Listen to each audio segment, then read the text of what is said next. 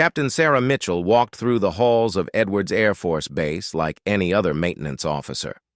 Her uniform was crisp, her hair pulled back in regulation style, and her clipboard full of aircraft inspection reports. To everyone around her, she was just another desk jockey who happened to wear captain's bars. Nobody looked twice at the quiet woman who signed off on F-22 Raptor maintenance schedules. What they didn't know was that Sarah had once been the best pilot the Navy had ever trained. The morning started like any other Tuesday in the California desert. Sarah arrived at 600 hours, grabbed her coffee from the break room, and settled into her small office overlooking the flight line. Through her window, she could see the sleek gray shapes of the most advanced fighter jets in the world. The F-22 Raptors sat like sleeping predators, waiting for their pilots to bring them to life. She tried not to think about how much she missed flying them. "Mitchell!" The voice belonged to Colonel James Harrison, her commanding officer. He appeared in her doorway with his usual scowl. "I need those inspection reports on Raptor 074139. The bird's scheduled for a training flight this afternoon." "Already on your desk, sir," Sarah replied without looking up from her computer. She had learned to be efficient and invisible. It kept people from asking too many questions about her past. "Good. Make sure you're available this afternoon. We've got some hotshot pilots coming in from Nellis for advanced training exercises. I want everything running smooth." Sarah nodded and returned to her work.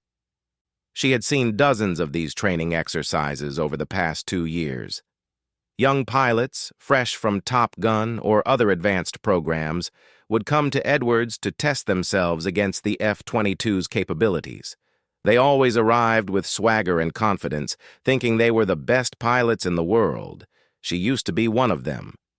At 1400 hours, Sarah made her way to the flight line for the routine pre-flight inspections. The visiting pilots had arrived an hour earlier, a group of 6 men and 2 women, all wearing flight suits with various squadron patches.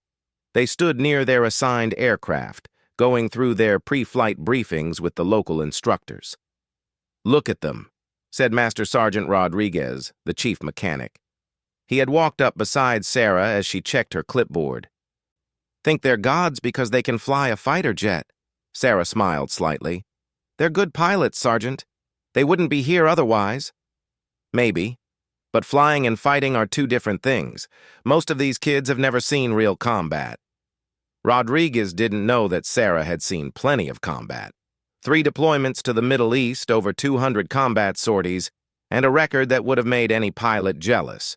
But that was before the incident that ended her flying career and sent her to this desk job in the middle of nowhere. The afternoon training exercise was routine. 2 F-22s against 4 F-16s in a simulated dogfight scenario. Sarah watched from the control tower as the aircraft took off and disappeared into the desert sky. On the radar screens, she could track their movements as they engaged in aerial combat 30,000 feet above the Mojave. "Blue Leader, you've got a Raptor on your 6, came the voice over the radio. One of the visiting F-16 pilots was already in trouble. "I see him, Control. Braking left." Sarah shook her head as she listened to the radio chatter. The F-16 pilot was making rookie mistakes, turning when he should have climbed, trying to outmaneuver an aircraft that was designed to be unmaneuverable. The F-22s were having an easy time of it. "Splash 1 Blue Leader," announced the F-22 pilot. In the exercise, the F-16 had just been shot down. The exercise continued for another 30 minutes before all aircraft returned to base. Sarah watched them land, noting how the visiting pilots seemed subdued as they climbed out of their cockpits. Getting beaten by the F-22s was always humbling, but as the pilots gathered for their debrief, something went wrong. "We've got a problem with Raptor 13, announced one of the crew chiefs over the radio. "Pilots reporting chest pains and difficulty breathing." Sarah looked up from her clipboard to see one of the F-22 pilots being helped out of his aircraft. Major Kevin Walsh, one of Edwards' most experienced Raptor pilots, was clutching his chest and breathing heavily. The medical team was already running toward the aircraft. "Looks like a heart attack," someone said over the radio. Within minutes, Major Walsh was loaded into an ambulance and racing toward the base hospital. That left Edwards with a problem. They had 6 visiting pilots scheduled for advanced F-22 training over the next 3 days, but now they were down 1 instructor pilot. The other F-22 pilot, Captain Torres, couldn't handle all 6 students by himself. "We'll have to cancel the training," Colonel Harrison said as the emergency played out. "Can't risk having inadequately supervised pilots in the Raptors." The visiting pilots looked disappointed but resigned. They had traveled across the country for this training opportunity, and now it was being canceled because of one pilot's medical emergency. Sarah found herself studying the group of disappointed aviators. She recognized the look in their eyes, the same hunger she had once felt to push the limits, to test themselves against the best aircraft in the world. It seemed wrong that they should lose this opportunity. "Sir," she found herself saying to Colonel Harrison, "what about using one of the backup instructor pilots?" "We don't have any backup instructor pilots qualified on the F-22, Harrison replied. "Walsh and Torres are our only current instructors. Everyone else is either deployed or assigned elsewhere." Sarah hesitated for a moment, then made a decision that would change everything. "Sir, I'm F-22 qualified." The words hung in the air like a bomb waiting to explode. Everyone in the control tower turned to look at her, the quiet maintenance officer who had just claimed to be qualified to fly the world's most advanced fighter jet. Colonel Harrison stared at her for a long moment. "Mitchell, what are you talking about? You're a maintenance officer." "Yes, sir, but before I was assigned to maintenance, I was a pilot. Navy, sir, FA-18 Super Hornets initially, then cross-training to F-22s when the Joint Service Program started." "That's impossible," said Captain Torres, the remaining F-22 pilot. "I know every pilot who's been through F-22 training. I've never heard of you." Sarah took a deep breath. She had hoped to keep her past buried, but circumstances were forcing her hand. "Captain Sarah Ghost Mitchell, sir. Naval Strike Fighter Squadron 103, then 57th Wing here at Nellis. I completed F-22 transition training 3 years ago." The silence that followed was deafening. Sarah could see recognition dawning in some faces. The call sign Ghost was legendary in naval aviation circles, a pilot who could appear and disappear in combat without being detected, who had never lost an aerial engagement. "You're Ghost Mitchell?" Captain Torres's voice was barely above a whisper. "The pilot who took down 4 enemy fighters in one mission over Syria?" "That was a long time ago, sir." Colonel Harrison was staring at Sarah as if seeing her for the first time. "Mitchell, if you're really Ghost Mitchell, what the hell are you doing working maintenance?" It was the question Sarah had been dreading for 2 years. The question that would force her to relive the worst day of her military career.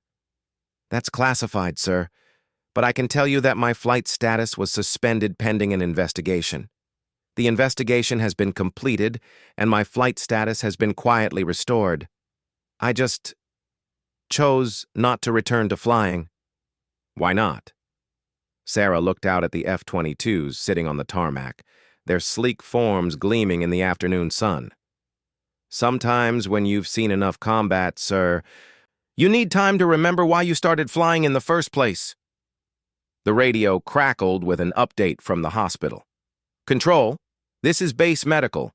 Major Walsh is stable but will be out of commission for at least 2 weeks. Suspected cardiac episode brought on by stress." Colonel Harrison looked from the radio to Sarah and back again. The visiting pilots were standing nearby, clearly having overheard the conversation about Sarah's true identity. "Captain Mitchell," Harrison said slowly, "are you telling me that you're willing to step in as an instructor pilot for this training exercise?" Sarah felt her heart racing. She hadn't been in an F-22 cockpit in over 2 years. She hadn't flown any aircraft in that time. The very thought of climbing back into a fighter jet made her hands shake slightly. But looking at the disappointed faces of the visiting pilots, she knew what she had to do. "Yes, sir, if you'll have me." One of the visiting pilots, a young woman with captain's bars, stepped forward. "Ma'am, are you really Ghost Mitchell, the pilot they called the best naval aviator of her generation?" Sarah smiled sadly. "I was a good pilot once, Captain. Whether I still am, I guess we'll find out." Colonel Harrison was clearly wrestling with the decision. Having a maintenance officer suddenly claim to be a legendary fighter pilot was not something covered in the regulations. But with Major Walsh in the hospital and 6 pilots depending on this training, he didn't have many options. "Mitchell, when was your last flight in an F-22? 26 months ago, sir. And your last flight in any aircraft?" "The same day, sir." Torres shook his head. "Colonel, with all due respect, you can't put someone in a Raptor who hasn't flown in over 2 years. It doesn't matter how good she used to be." Sarah knew Torres was right. Fighter aircraft required constant practice and training. Skills deteriorated quickly when not used regularly. What she was proposing was dangerous and potentially catastrophic. But she also knew something Torres didn't. She knew that some skills, once learned at the highest level, never really disappear. They might get rusty, but they don't vanish. And she knew that her need to fly again had been building like pressure in a boiler for the past 2 years. "Captain Torres makes a good point," Sarah said. "Perhaps we could start with a checkout flight. Let me demonstrate that I can still handle the aircraft safely before taking on instructor duties." Harrison considered this. A checkout flight was standard procedure for any pilot returning to flight status after an extended absence. It would allow them to evaluate Sarah's skills without putting student pilots at risk. "All right, Mitchell. Here's what we'll do. Tomorrow morning, you'll take a checkout flight with Torres as chase pilot. If you can demonstrate that you're still qualified, we'll consider letting you help with the training program." Sarah felt a mixture of excitement and terror. She was going to fly again. After 26 months of being grounded, she would finally get back into the cockpit of an F-22 Raptor. "Thank you, sir. I won't let you down." "See that you don't. These students are depending on quality instruction, and I won't risk their safety for anything." As the meeting broke up and people began to disperse, Captain Torres approached Sarah privately. "Ghost Mitchell," he said, shaking his head. "I can't believe it. Do you have any idea how many pilots would give anything to fly with you?" "I'm not the same pilot I was 2 years ago, Torres. Don't expect miracles." "What happened? Why did you give up flying?" Sarah looked out at the F-22s one more time, remembering the last time she had climbed into one of their cockpits, the mission that had ended her flying career and nearly destroyed her faith in herself. "Some stories are better left untold, Captain. At least for now." That evening, Sarah sat in her small base apartment, staring at her old flight gear. Her helmet, with its distinctive ghost decal, her flight suit, still bearing the patches from her various squadrons, her survival vest, loaded with the tools that had kept her alive through 3 combat deployments. She had packed it all away 2 years ago, thinking she would never need it again. Now she was going to put it all back on and climb into the cockpit of the most advanced fighter jet ever built. The question was, could Ghost Mitchell still fly? Or had 26 months on the ground killed the pilot she used to be? Tomorrow morning she would find out. As she lay in bed that night, Sarah's mind raced through emergency procedures, flight characteristics, and tactical maneuvers. The F-22 was an incredibly complex aircraft, with systems and capabilities that pushed the boundaries of physics. Flying it required split-second decision-making, perfect spatial awareness, and the ability to think in 3 dimensions while pulling 9 times the force of gravity. She wondered if she still had what it took. But more than that, she wondered if she was ready to confront the demons that had driven her out of the cockpit in the first place. The mission that had ended with her best friend dead and Sarah questioning everything she thought she knew about being a warrior. Flying had always been her escape, her way of finding peace in chaos. But after what happened in Syria, the cockpit had become a place of nightmares rather than dreams. Tomorrow would determine whether Ghost Mitchell could rise from the ashes or whether some ghosts were better left buried. The alarm would sound at 0500 hours.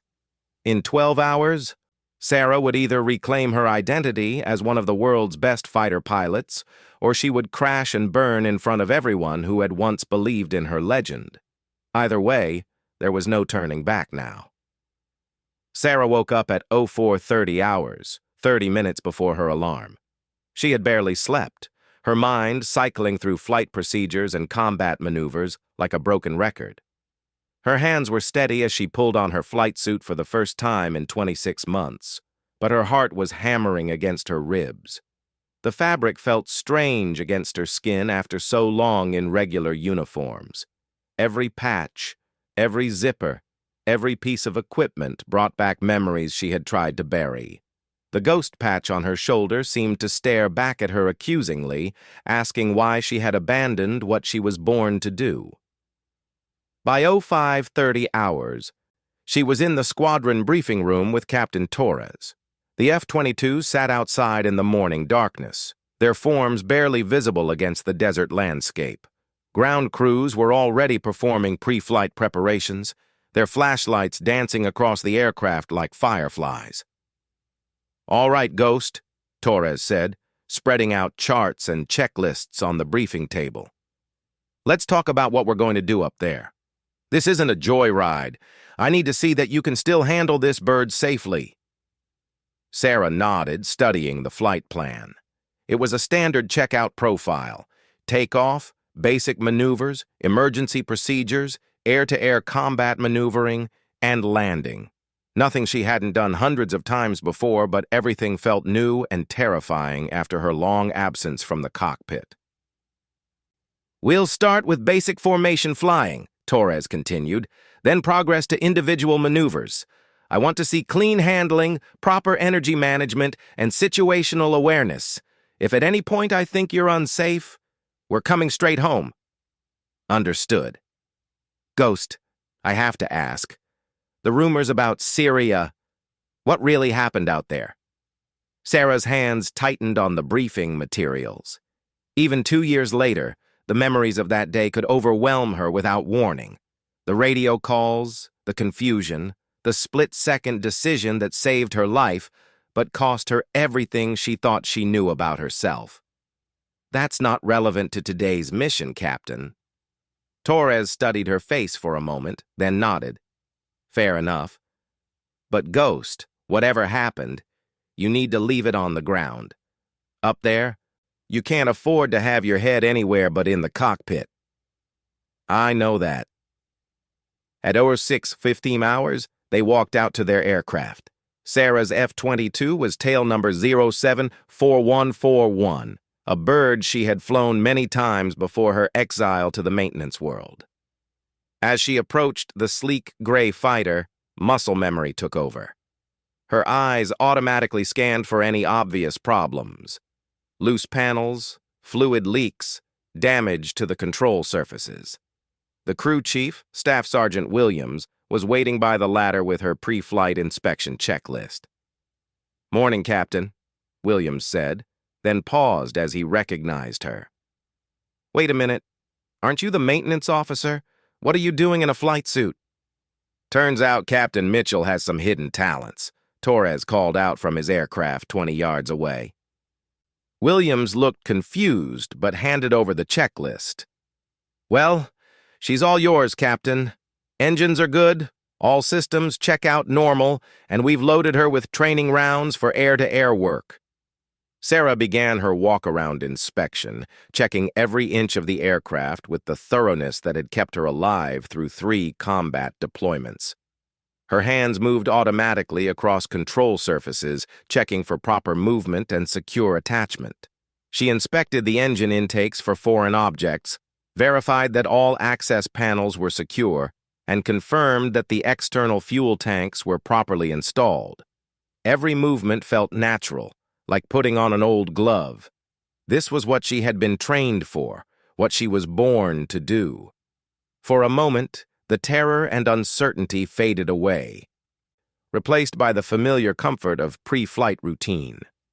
But then she reached the cockpit ladder, and reality crashed back down on her.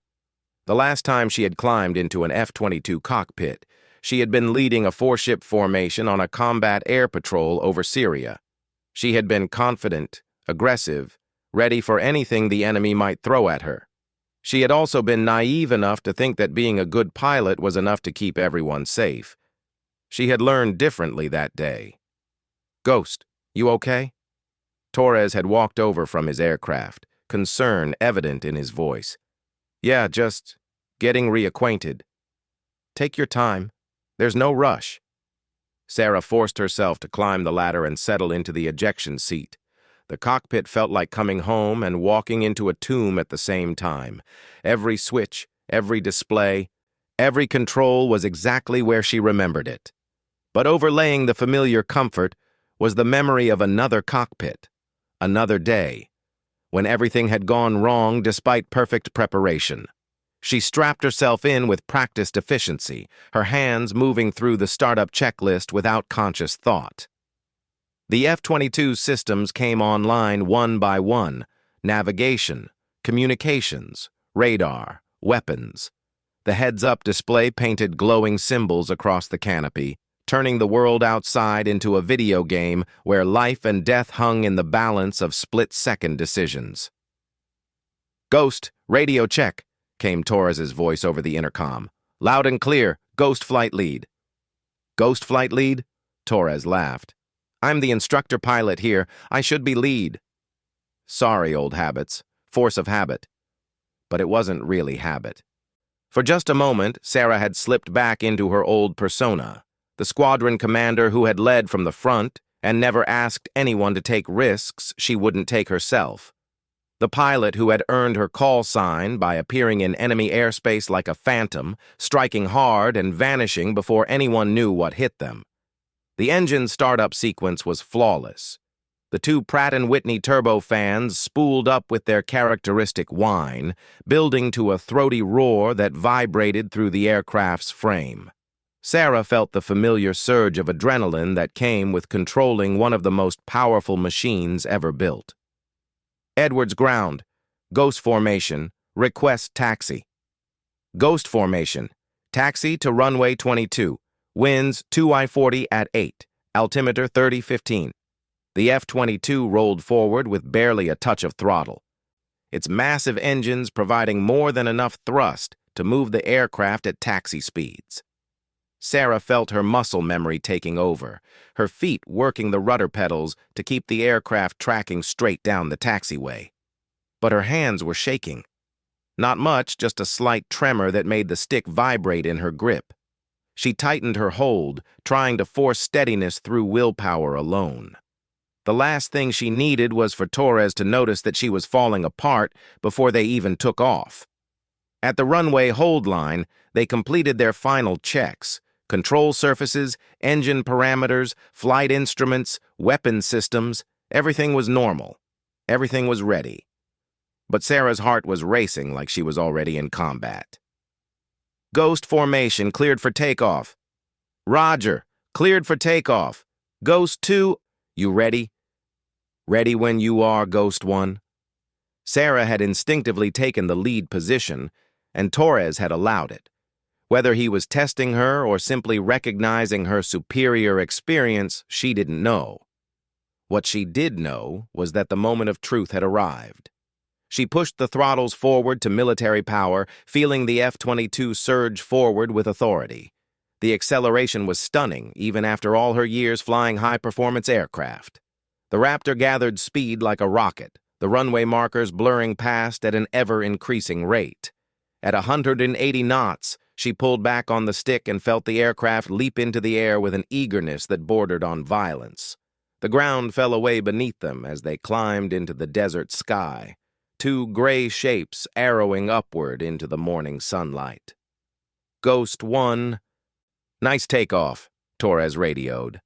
Form up on my right wing. Sarah eased the throttles back and began a gentle turn to join on Torres's aircraft. The formation join-up was one of the most basic maneuvers in military aviation, something every pilot learned in their first weeks of training. But as she approached Torres's aircraft, something felt wrong. Her depth perception was off. The closure rate looked too high, then too low. She found herself making constant small corrections, unable to smoothly slide into position on his wing. What should have been a simple 30-second maneuver stretched into 2 minutes of embarrassing uncertainty. "Take your time, Ghost," Torres said patiently. "No rush." Finally, after what felt like an eternity, Sarah managed to stabilize in a loose formation position about 50 feet from Torres's aircraft. It wasn't pretty, and it certainly wasn't the smooth demonstration of skill she had hoped for, but at least they were flying together. "Okay, not bad," Torres said diplomatically. "Let's try some basic maneuvers. Give me a barrel roll to the right, then a split S recovery." These were fundamental fighter-pilot maneuvers that Sarah had performed thousands of times. She should have been able to execute them in her sleep. But as she began the barrel roll, she could feel her timing was off. The aircraft felt sluggish in her hands, unresponsive to her inputs. It wasn't the aircraft's fault. The F-22 was performing flawlessly. The problem was the pilot. 26 months away from the cockpit had taken a toll she hadn't expected. Her hands and feet weren't moving with their old precision. Her eyes weren't tracking targets the way they used to. Most importantly, her mind wasn't processing information at the speed required for high-performance flight. She was rusty. Dangerously rusty. "Ghost, your energy management is off," Torres observed as she completed the maneuvers. "You're bleeding airspeed in the turns and not maintaining proper altitude control." "Copy. Working on it." They spent the next 30 minutes running through basic fighter maneuvers, loops, rolls, high G turns, low-speed handling. Sarah's performance gradually improved as her muscle memory slowly returned, but she was still far from her old standard. "All right, Ghost," Torres finally said. "Let's try some air-to-air work. I'll play the bandit, you try to engage me. Remember, this is training." No heroics. Air-to-air combat maneuvering, dogfighting, was where Ghost Mitchell had earned her legendary reputation. She had been untouchable in aerial combat, able to outthink and outmaneuver any opponent. If there was one area where her old skills might return, this would be it. Torres separated their aircraft by several miles, then turned to engage her head-on. In a real combat situation, this would be the moment when training, instinct, and split-second decision-making meant the difference between life and death. The merge happened at a combined speed of over 1,000 miles per hour, 2 F-22s passing within a few hundred feet of each other, then immediately turning back to gain an advantage for the next engagement. This was where the real test would begin. Sarah pulled into a hard right turn, feeling the G-forces slam her down into her seat. The world grayed out at the edges of her vision as the aircraft pulled nearly 8 Gs through the turn. She grunted against the pressure, using her breathing technique to maintain consciousness and keep blood flowing to her brain. But Torres was already ahead of her. While she was still completing her initial turn, he had already reversed and was positioning for a shot. In a real engagement, she would have been dead before she even realized what was happening. "Bandit! Bandit! Ghost 1 has a F-22 on the nose. Hi!" came Torres's call. In training, he was playing the enemy aircraft. Sarah tried to respond with an aggressive maneuver, diving below Torres and then pulling up into the vertical. But her timing was off, her energy management poor. Instead of gaining an advantage, she found herself in a vulnerable position with Torres settling in behind her. "Ghost 1, you've got a Raptor on your 6 o'clock. He's in the envelope." The words every fighter pilot dreaded to hear. An enemy aircraft behind you, in position to take a shot. In the old days, Ghost Mitchell would have had a dozen ways to escape such a situation. Today, Sarah could barely think of one. She tried a last-ditch defensive maneuver, pulling into a vertical climb and then rolling inverted to dive away.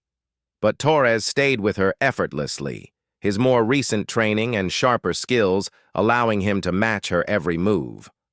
"Fox 2, Fox 2, Torres called, simulating a heat-seeking missile shot. "Ghost 1, you're dead!" The words hit Sarah like a physical blow. In her glory days, she had never been shot down in training, not once. She had been the pilot everyone else wanted to fly against, the standard by which others measured themselves. Now she had just been killed by an instructor pilot in what amounted to a basic proficiency check. "Good engagement, Ghost," Torres said as they separated and reset for another attempt. "Let's try it again." They repeated the exercise 3 more times.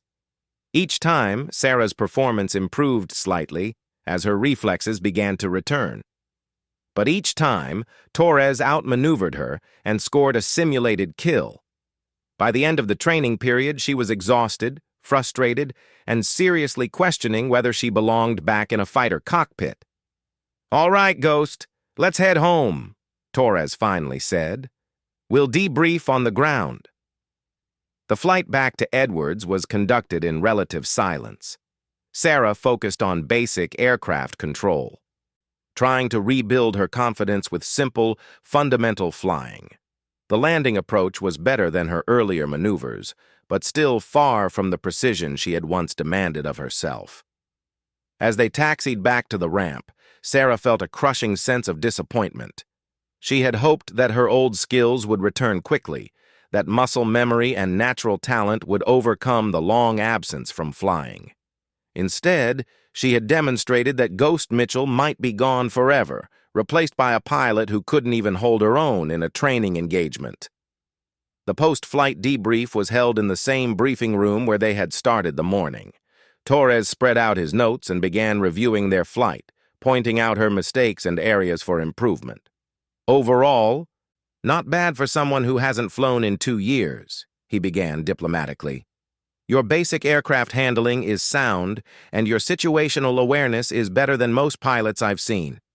But your energy management needs work, and your air-to-air tactics are rusty." Sarah stared at the table, unable to meet his eyes. "How rusty? Bad enough that I shouldn't be teaching student pilots?" Torres considered the question carefully. "Ghost, I'm not going to lie to you. You're not the pilot you used to be. At least, not yet. But I've seen worse pilots than you are right now get qualified as instructor pilots." That's not exactly a ringing endorsement. "Here's the thing, Ghost. You made mistakes up there, but they were the kinds of mistakes that can be fixed with practice.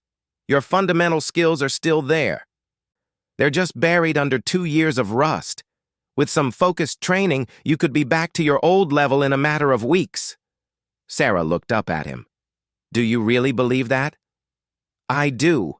But more importantly, I saw something else up there. When things got tough, when you were in a bad position, you didn't panic.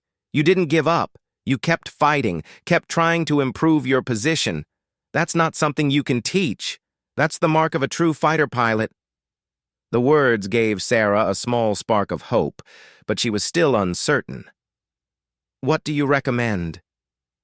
"I recommend we continue with the training program. You'll work with me as a junior instructor pilot. I'll handle the complex scenarios while you focus on basic flying skills and academics. It'll give you a chance to knock off the rust while still providing value to the students."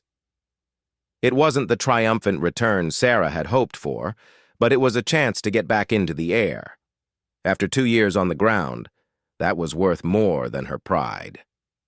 "All right," she said. "Let's do it." As they left the briefing room, Torres turned to her one more time.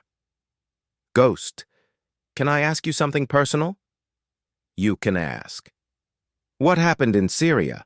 I mean, I know the official story. Successful mission, no friendly casualties. But there's obviously more to it. Something that drove you out of the cockpit. Sarah paused at the door, looking out at the F-22s on the ramp. For 2 years, she had avoided talking about that day. She had undergone counseling, debriefings, and investigations. But she had never really opened up about what had happened in her own mind during those crucial minutes over enemy territory. "Maybe someday I'll tell you the whole story," she said finally. "But not today. Today, I just want to focus on getting back to being a pilot." Torres nodded. "Fair enough. But Ghost, whatever happened, don't let it define you. You're too good a pilot to stay grounded forever." As Sarah walked back to her office, she felt a mixture of emotions she couldn't quite sort out. Disappointment at her poor performance, hope that she might actually get back to flying, and fear that she might never be the pilot she once was. But underneath all of that was something she hadn't felt in 2 years, the desire to get back into the cockpit and try again.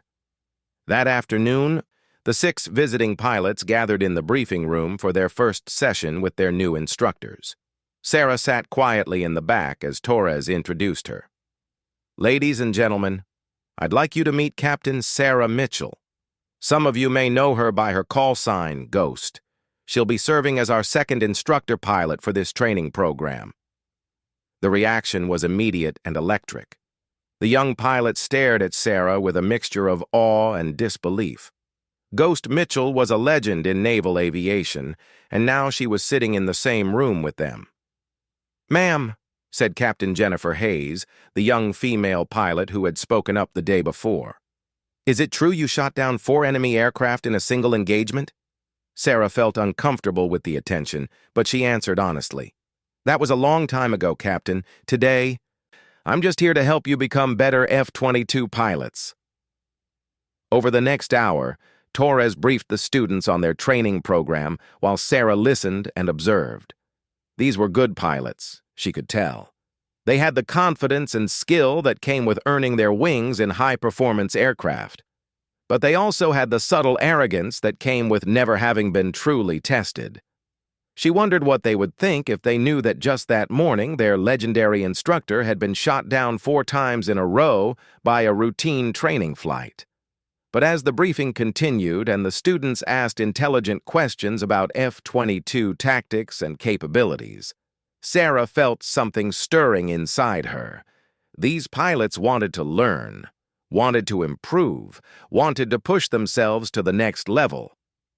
They reminded her of herself at their age, hungry for knowledge and desperate to prove themselves. Maybe Torres was right. Maybe she could contribute something to their training, even if she wasn't the pilot she used to be. The first training flight was scheduled for the next morning. Sarah would fly as wingman to Torres, while they took 2 of the students through basic F-22 orientation flights. It wouldn't be complex tactical training, just introduction to the aircraft's handling characteristics and basic systems. It was a chance for Sarah to continue her own rehabilitation while helping train the next generation of fighter pilots. As she prepared to leave for the day, Colonel Harrison appeared in the briefing room. "Mitchell, how did the checkout flight go?" Sarah and Torres exchanged glances. "It went well, sir," Torres answered diplomatically. "Captain Mitchell demonstrated that she retains her basic flying skills and should be able to contribute to the training program." Harrison nodded, satisfied with the answer. "Good. These students represent some of our best young talent. I want them to get the best training possible." "They will, sir." After Harrison left, Sarah gathered her materials and headed for the door.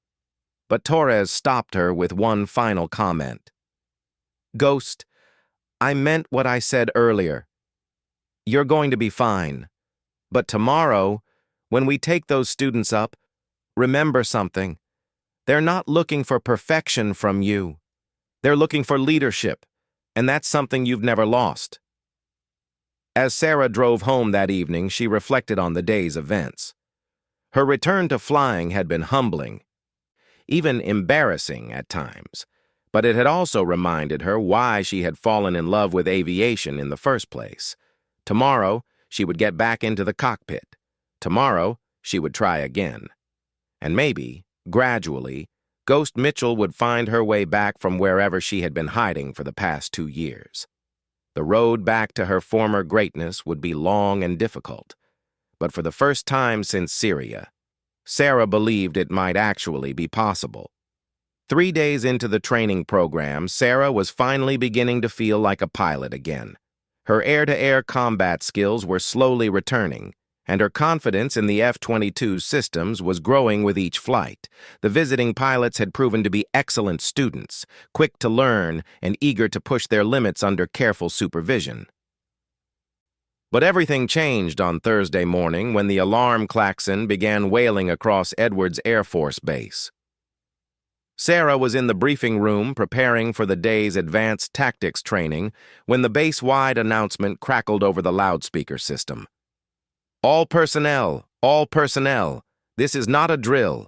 We have reports of a hijacked civilian airliner approaching restricted airspace. All non-essential personnel report to secure areas immediately. Alert aircraft, scramble immediately. The room erupted into controlled chaos. The 6 visiting pilots looked confused and concerned, while Torres immediately grabbed his phone to contact the base operations center. "This is Captain Torres. What's our status for the alert aircraft?" Sarah could hear the voice on the other end of the line, but couldn't make out the words. Torres's face went pale as he listened. "Are you sure? Both of them? When?" He hung up the phone and turned to face the group. "We have a problem. Both of our alert aircraft are down for maintenance. Engine problems discovered during this morning's pre-flight. The alert aircraft were 2 F-22s kept in constant readiness for exactly this type of emergency. They were supposed to be able to launch within minutes to intercept any threat to American airspace. But mechanical problems had grounded both aircraft just when they were needed most." "What about other bases?" asked Captain Hayes. "Can we get interceptors from Nellis or March?" "Already checked. Flight time is too long. By the time they get here, whatever's happening will be over." The radio in the briefing room came alive with urgent transmissions from air traffic control centers across Southern California. "Edwards Control, this is Los Angeles Center. We have American Airlines Flight 447, a 757, that has deviated from course and is not responding to radio calls. Last known position was 60 miles northwest of Los Angeles, heading northeast toward restricted airspace." Sarah felt her blood run cold. A hijacked airliner heading toward restricted airspace was every air defense controller's worst nightmare. Edwards Air Force Base, China Lake Naval Weapons Station, and several other classified facilities were all in the aircraft's potential flight path. "Edwards Control, be advised that Flight 447 has approximately 180 souls on board. Repeat, 180 souls on board." The number hit Sarah like a physical blow. 180 innocent people aboard an aircraft that might be headed toward a catastrophic collision with a military installation, or worse. Torres was back on the phone, trying to coordinate with higher headquarters. "Yes, sir, I understand the situation, but we don't have any available intercept aircraft. The alert birds are both down hard." Sarah found herself studying the flight status board on the briefing room wall. There were 4 F-22s currently in flyable condition, but none configured for air defense alert. The aircraft would need to be quickly armed and prepared for an intercept mission. "How long to get a Raptor configured for intercept?" she asked the crew chief who had just entered the briefing room. "At least 45 minutes. Maybe an hour," Staff Sergeant Williams replied. "We'd need to download the training loads and upload air-to-air missiles, complete all the safety checks." "We don't have an hour," Torres said grimly. "That airliner will be in restricted airspace in 20 minutes. The reality of the situation was sinking in for everyone in the room. A potentially hijacked airliner with 180 people aboard was heading toward one of the most sensitive military installations in the United States, and there was no way to intercept it in time using normal procedures. Sarah looked out the window at the F-22 sitting on the ramp. 2 of them were already configured for air-to-air training missions, loaded with practice missiles and full fuel. They weren't loaded with live weapons, but they could still perform an intercept mission, identifying the aircraft, attempting radio contact, and if necessary, forcing it to land or change course through aggressive maneuvering. "Torres," she said suddenly, "what about the training birds?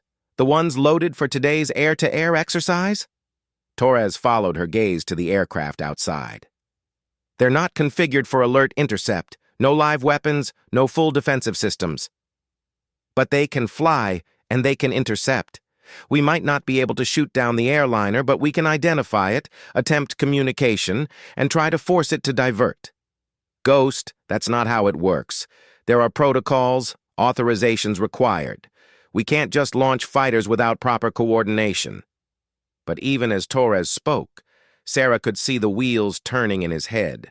The normal protocols were designed for normal situations. This was anything but normal. The radio crackled again with an update from Los Angeles Center.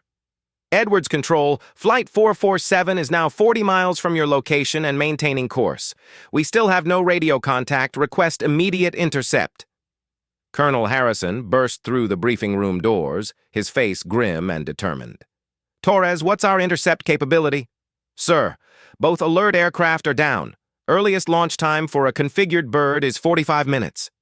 "We don't have 45 minutes. That aircraft will be over the base in 15 minutes. Sarah stepped forward. "Sir, we have 2 F-22s on the ramp ready for training flights. They're fueled and armed with training missiles. Not ideal for intercept, but capable of the mission." Harrison looked out at the aircraft, then back at Sarah and Torres. "Pilots?" Torres hesitated for just a moment. "Sir, Captain Mitchell and I could launch immediately." "Do it. I'll handle the authorization issues later. Right now, we need eyes on that aircraft." The decision made, everyone sprang into action. Sarah and Torres grabbed their helmets and raced toward the door, the visiting pilots following close behind. "You 6 stay here," Torres called over his shoulder. "Monitor the radios and be ready to launch as backup if we can get more aircraft configured." The run to the aircraft took less than 2 minutes, but it felt like an eternity. Sarah's mind was racing through intercept procedures, rules of engagement, and emergency protocols. This wasn't a training exercise or a routine patrol. This was a real-world mission with potentially catastrophic consequences. The crew chiefs were already starting the aircraft engines as Sarah reached her F-22. Staff Sergeant Williams helped her strap in while rattling off the aircraft's configuration. "Ma'am, you've got full fuel, 2 AIM-120 training missiles and 2 AIM-9 training rounds. All systems are green, but remember, those are blue missiles, not live rounds." Training missiles looked identical to live weapons, but contained no explosives. They could be fired and would guide to the target, but they would cause no damage. In a real intercept situation, they would be useless except for intimidation. "Copy. Blue missiles only," Sarah acknowledged as she ran through her abbreviated startup checklist. The F-22 systems came online rapidly, far faster than the normal deliberate pace of a training flight. "Ghost, you ready?" Torres called over the radio. "Ready." "Edwards ground, Ghost flight, emergency departure, runway 22. Ghost flight cleared immediate takeoff, winds 230 at 12. Good luck."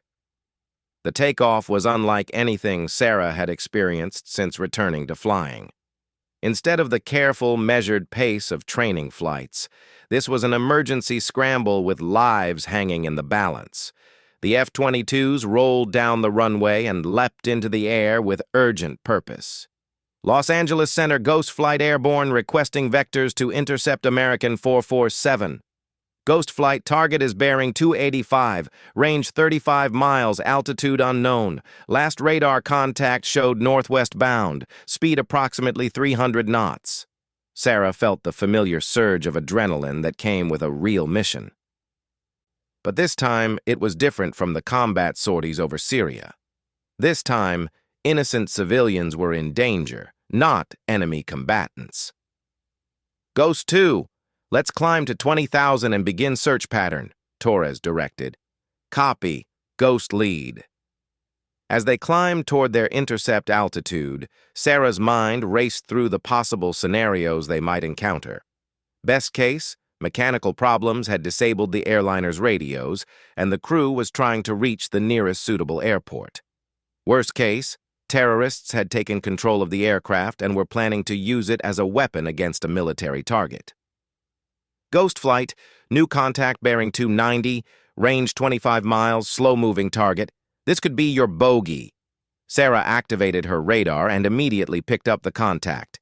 A large, slow-moving aircraft at low altitude, exactly what they would expect from a commercial airliner. Ghost lead, contact bearing 292, range 24 miles. I have a large, slow mover, probably our target. Copy, Ghost 2, let's intercept. Remember, rules of engagement are identification and communication only unless specifically authorized otherwise. The intercept took less than 5 minutes. As they closed on the target aircraft, Sarah could see it clearly through her canopy. A blue and silver Boeing 757 with American Airlines markings. It was flying straight and level, apparently under control, but making no response to radio calls. American 447, American 447, this is United States Air Force fighters off your left wing. Please respond on guard frequency 121.5. No response. Ghost flight, this is Edwards Control. What's your status? Control, we have positive identification of American Airlines Flight 447, a 757 with American markings. Aircraft appears to be under control but is not responding to radio calls. No visible signs of distress. Sarah maneuvered her F-22 to within a few hundred feet of the airliner's cockpit, trying to get visual contact with the crew. What she saw made her blood run cold.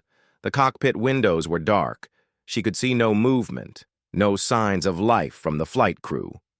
Ghost lead, I've got eyes on the cockpit, no visible crew movement. Something's definitely wrong here.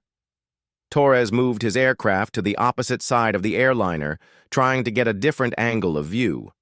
Copy, Ghost 2. I'm not seeing any crew activity either. The implications were terrifying. If the flight crew was incapacitated, the aircraft might be flying on autopilot toward a predetermined destination. And given its current course, that destination appeared to be directly over some of the most sensitive military installations in the United States. Edwards Control, Ghost Flight. We have a potential worst-case scenario here. No visible crew activity, aircraft maintaining course toward restricted airspace. Request further guidance. The response came not from Edwards but from a different voice, clearly from a much higher command level.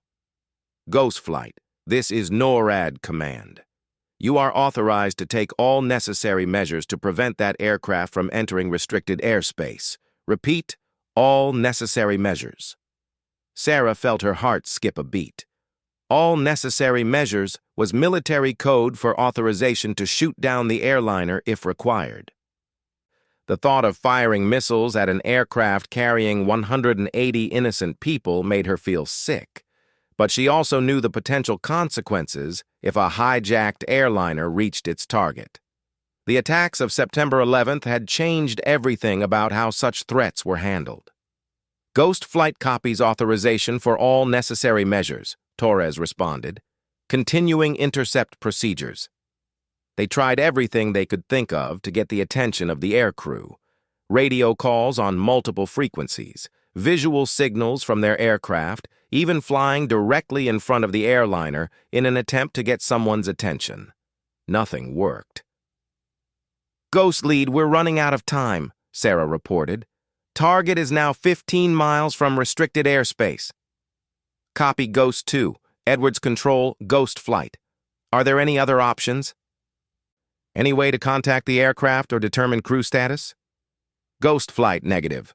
All attempts at radio contact have failed. Airline reports they lost contact with the crew approximately 45 minutes ago. Sarah looked across at the airliner, so close she could see individual passenger windows. Somewhere inside that aircraft were 180 people, men, women, children, who had no idea their lives hung in the balance. But she also knew what might happen if the aircraft reached its destination. Edwards Air Force Base contained classified research facilities, weapons storage areas, and thousands of military personnel. A successful attack could kill hundreds more people and compromise national security. Ghost Flight, this is NORAD. Target is now 10 miles from restricted airspace. What is your status? Torres's voice was strained when he responded. NORAD, Ghost Flight is in position for intercept, but request clarification. Are we authorized to engage a civilian aircraft with souls on board?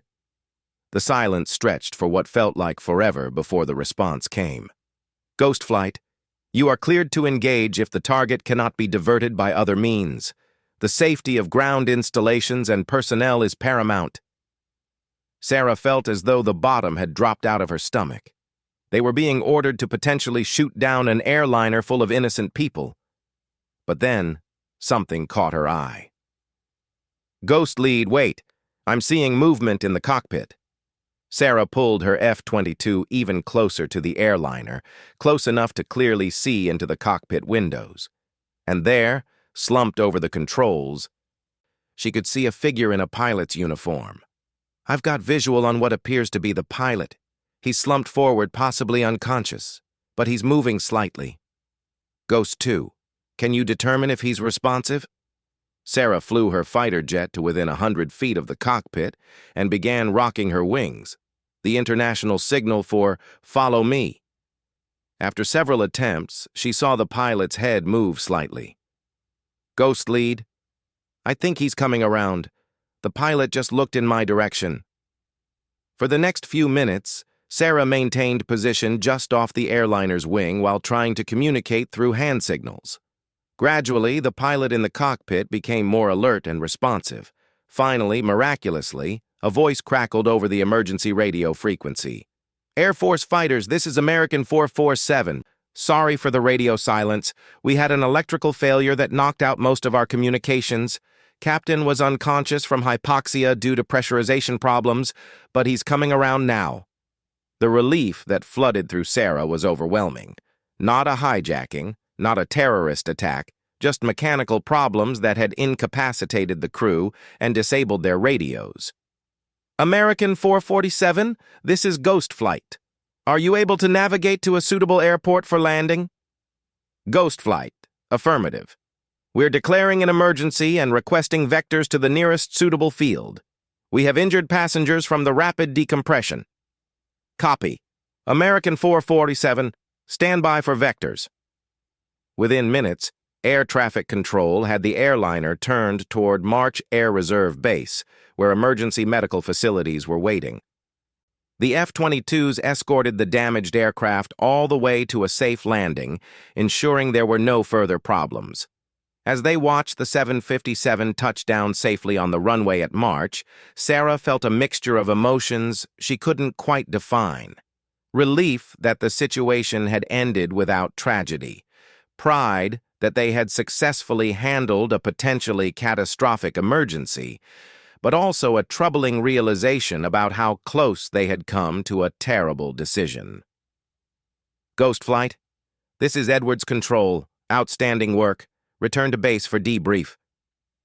The flight back to Edwards was quiet, both pilots absorbed in their own thoughts about what had just happened.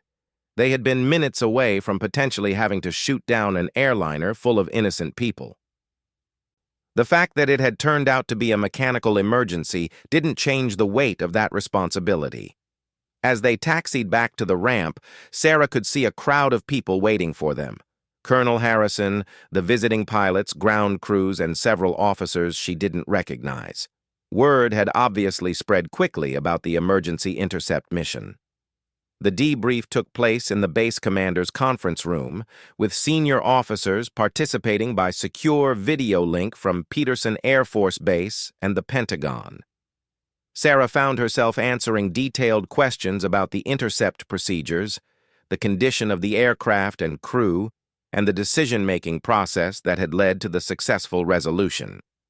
"Captain Mitchell," said a brigadier general from the Pentagon, "your quick thinking and professional airmanship prevented what could have been a tragic situation. both in terms of the potential ground casualties and the possibility of having to engage a civilian aircraft. Thank you, sir, but I want to emphasize that this was a team effort. Captain Torres provided excellent leadership throughout the mission. Understood, but I'm curious about something, Captain. According to your personnel file, you've been assigned to maintenance duties for the past 2 years. How did you end up flying an emergency intercept mission? Sarah glanced at Colonel Harrison, who nodded encouragingly. Sir, I was recently returned to flight status and was participating in a training program as an instructor pilot. When the emergency arose, I happened to be available and qualified. Captain, are you the same Sarah Mitchell who was known by the call sign Ghost, the pilot with the distinguished combat record over Syria? The question she had been dreading finally came. Yes, sir. Then I'm even more confused. Why was a pilot of your caliber assigned to maintenance duties for 2 years? Colonel Harrison intervened. General, Captain Mitchell's assignment history is somewhat complicated and involves classified matters. Perhaps we could discuss this in a separate session. The general nodded. Very well, but I want a full briefing on Captain Mitchell's status and qualifications. A pilot capable of this level of performance shouldn't be wasted in maintenance. After the formal debrief ended, Sarah found herself alone with Colonel Harrison in his office. Mitchell, I think it's time you and I had a frank discussion about your background and your future in this man's Air Force. Sarah had known this conversation was coming. The emergency intercept mission had thrust her back into the spotlight in a way she had tried to avoid for 2 years. Sir, I'm not sure what you want to know. I want to know why one of the most decorated fighter pilots in naval aviation has been hiding out in a maintenance office at my base for the past 2 years. And I want to know whether you're ready to get back to being the pilot you were trained to be. Sarah took a deep breath. For 2 years, she had avoided talking about Syria, about the mission that had ended her flying career and nearly destroyed her faith in herself. But after today's events, after successfully handling a life-or-death emergency, she felt ready to finally tell the truth. Sir, it starts with a mission over Syria 2 years ago. For the next hour, Sarah told Colonel Harrison the complete story. How her 4-ship formation had been tasked with providing close air support for a special operations team on the ground. How they had arrived to find the team under heavy attack from a numerically superior enemy force. How she had made the split-second decision to engage the enemy forces despite being outnumbered and operating in a politically sensitive area. The mission had been successful. Her formation had destroyed the enemy positions and saved the special operations team. But in the aftermath, it was revealed that some of the targets they had engaged were not enemy combatants, but civilians caught in the crossfire. The investigation cleared me of any wrongdoing, Sarah continued. The engagement was determined to be justified under the rules of engagement, but 3 innocent people died because of my decisions that day. And that's why you gave up flying? I lost confidence in my judgment, sir. When you're flying a fighter jet, you have to make life-and-death decisions in split seconds. After Syria, I couldn't trust myself to make those decisions anymore. Harrison nodded slowly. But today, you made exactly those kinds of decisions. And you made them correctly. Today was different. Today I was trying to save lives, not take them. Mitchell, every combat pilot faces situations like what you experienced in Syria. The fact that you cared enough about civilian casualties to be affected by it shows you're exactly the kind of pilot we need leading our forces. They talked for another 30 minutes about Sarah's future, her career options, and her willingness to return to full flight status. Finally, Harrison made his recommendation. I'm putting you in for reassignment to an operational fighter squadron. You've proven today that you're ready to return to combat flying. Sir, I appreciate the confidence, but I'm not sure I'm ready for combat operations. Mitchell, you may not feel ready, but you are. Today proved that. And more importantly, the Air Force needs pilots like you, pilots who understand the weight of the decisions they're making. As Sarah left the colonel's office, She felt a mixture of emotions she hadn't experienced in 2 years. Fear about returning to combat operations, excitement about getting back to what she loved, and hope that she might finally be ready to move past the demons that had haunted her since Syria. The visiting pilots were waiting for her in the squadron ready room, their faces filled with admiration and respect. "Ma'am," said Captain Hayes, "that was incredible. The way you handled that intercept, it was exactly like the stories we heard about Ghost Mitchell." Sarah smiled for the first time in what felt like forever. "Thank you, Captain. But remember, what happened today was a team effort. In this business, no one succeeds alone." As the day wound down and the visiting pilots prepared for their next day of training, Sarah found herself standing on the flight line. Looking up at the F-22 she had flown on the emergency mission. The aircraft sat silent and powerful in the gathering dusk, ready for whatever mission might come next. For 2 years, she had tried to convince herself that she was finished with flying, that her career as a fighter pilot was over. But today had shown her something important. Ghost Mitchell wasn't gone. She had just been hiding, waiting for the right moment to return. Tomorrow there would be more training flights, more students to teach, more opportunities to rebuild her skills and confidence. But tonight, for the first time since Syria, Sarah Mitchell felt like a fighter pilot again. The ghost was back.